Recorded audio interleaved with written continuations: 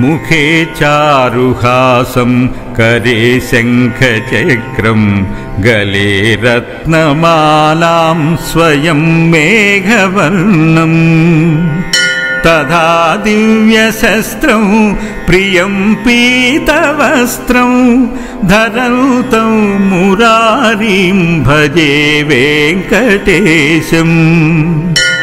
सदा भीतिहस्तं मुदा जानुपाणिं लसन्मेखलं रत्नशोभाप्रकाशं जगत्पादपद्मं महत्पद्मनाभं धरन्तं मुरारिं भजे वेङ्कटेशम् अहो निर्मलं नित्यमाकाशरूपं जगत्कारणं सर्ववेदान्तवेद्यं विभुं तापसं सच्चिदानन्दरूपं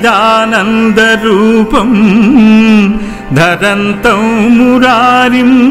भजे वेङ्कटेशम् श्रियाविष्टितं वामपक्षप्रकाशं सुरैर्वन्दितं ब्रह्मरुद्रस्तुतं तं शिवं शङ्करं स्वस्ति निर्वाणरूपं धरन्तं मुरारिं भजे वेङ्कटेशम् महायोगसाध्यं परिभ्राजमानं चिरं विश्वरूपं सुरेशं महेशम् अहो शान्तरूपं सदा ध्यानगम्यं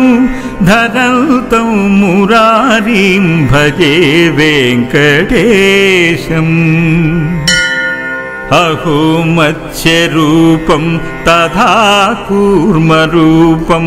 महाक्रोडरूपं तथा नारसिंहं भजे कुब्जरूपं विभुजामदग्न्यं धरन्तं मुरारिं भजे वेङ्कटेशम् अहो बुद्धरूपं तथा कल्किरूपं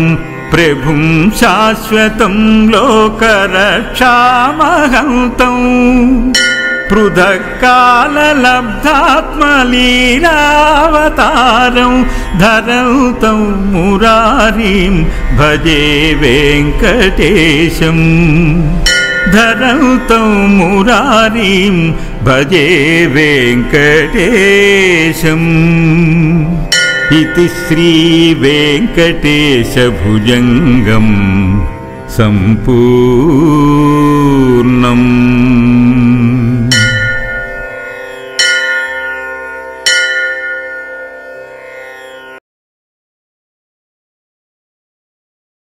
मुखे चारुहासं करे शङ्खचक्रं गले रत्नमालां स्वयं मेघवर्णम् तथा दिव्यशस्त्रं प्रियं पीतवस्त्रं धरन्तं मुरारिं भजे वेङ्कटेशम् सदा भीतिहस्तं मुदा जानुपाणिं लसन्मेखलं रत्नशोभाप्रकाशं जगत्पादपद्मं महत्पद्मनाभं धरन्तं मुरारिं भजे वेङ्कटेशम् अहो निर्मलं नित्यमाकाशरूपं जगत्कारणं सर्ववेदान्तवेद्यं विभुं तापसं सच्चिदानन्दरूपं धरन्तं मुरारिं भजे वेङ्कटेशम् श्रियाविष्टितं वामपक्षप्रकाशं सुरैर्वन्दितं ब्रह्मरुद्रस्तुतं तं शिवं शङ्करं स्वस्ति निर्वाणरूपं धरन्तं मुरारिं भजे वेङ्कटेशं महायोगसाध्यं परिभ्राजमानं चिरं विश्वरूपं सुरेशं महेशम् अहो शान्तरूपं सदा ध्यानगम्यं धरन्तं मुरारिं भजे वेङ्कटेशम् अहो मत्स्यरूपं तथा कूर्मरूपं महाक्रोडरूपं तथा नारसिंहं भजे कुब्जरूपं विभुजामदग्न्यं धरन्तं मुरारिं भजे वेङ्कटेशम् अहो बुद्धरूपं तथा कल्किरूपं प्रभुं शाश्वतं लोकरक्षामहन्तं पृथक्काललब्धात्मलीलावतारं धरन्तं मुरारिं भजे वेङ्कटेशम् धरन्तं मुरारिं भजे वेङ्कटेशम् इति श्रीवेङ्कटेशभुजङ्गं सम्पूर्णम्।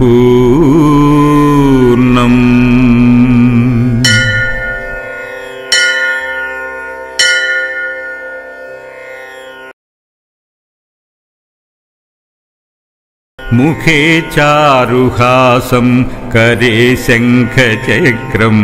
गले रत्नमालां स्वयं मेघवर्णम् तथा दिव्यशस्त्रं प्रियं पीतवस्त्रं